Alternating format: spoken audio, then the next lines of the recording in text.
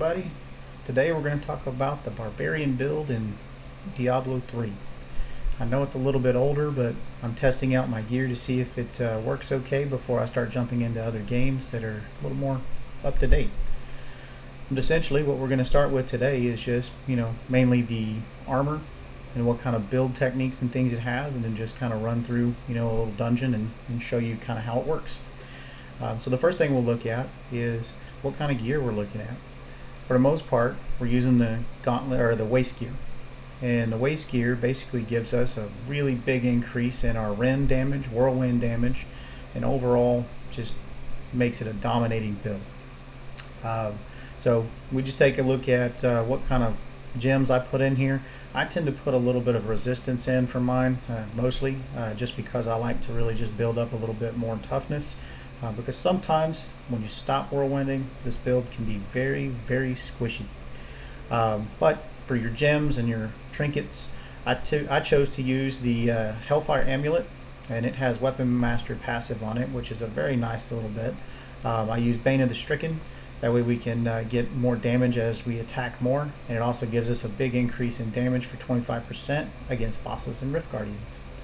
I use for doing rifts, I use the Nemesis Bracers because we get a little bit more drops and more elites and things like that whenever we spawn from shrines and pylons.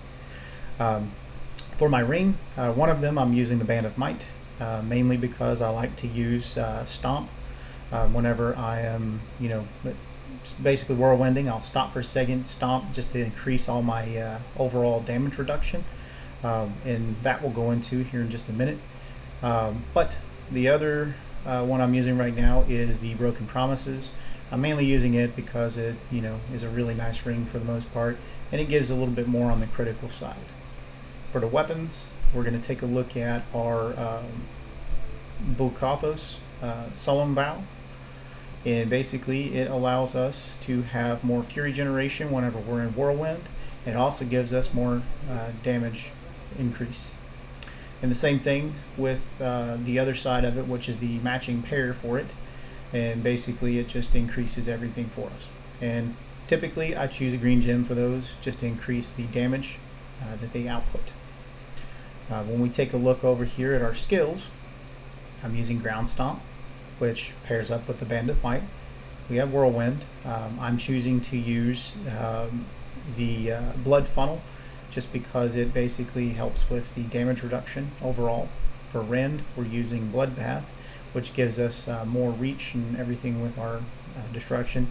I choose to use Wrath of Berserker. I know some people don't, but I like it because if you ever get yourself in a bind or you want to, just massacre a boss, you just pop that one and you're good to go. It's kind of like your instant increase in damage. I use War Cries. They help with anything that's kind of around me for the most part. It increases my armor, and then I have Battle Rage, which increases damage and critical hit chance. When I go to the passive skills, we have Berserker Rage. We use Ruthless, Brawler, and Rampage. And so basically what you'll find out with this build, if you watch whenever we go into Whirlwind, you can see your damage just starts to really increase. Okay, your toughness goes way up, which is why this is such a great build. So let's go into a level and let's just see what we can do. And currently I am on Torment 16, so we're up there. And typically the way I like to roll this build, I just whirlwind everywhere. If you notice, my rage stays up, and basically I'll pop my 2 battle cries and we'll let those just roll. Occasionally we'll rend, it gives us a little bit more damage. When we go over here, we'll do Ground Stomp. It pulls the enemies to us, and you just see how fast they just kind of melt. Hardly any damage taken. Most damage is only taken when we stop. So as we just continue on this massacre, we'll find some more to dominate here in just a second. There we go. And nothing big. So there goes an elite, it's no problem. But I think we basically get the point of this. If you guys have any questions, just let me know. At this point in time, we'll go ahead and close it out. Thanks for watching.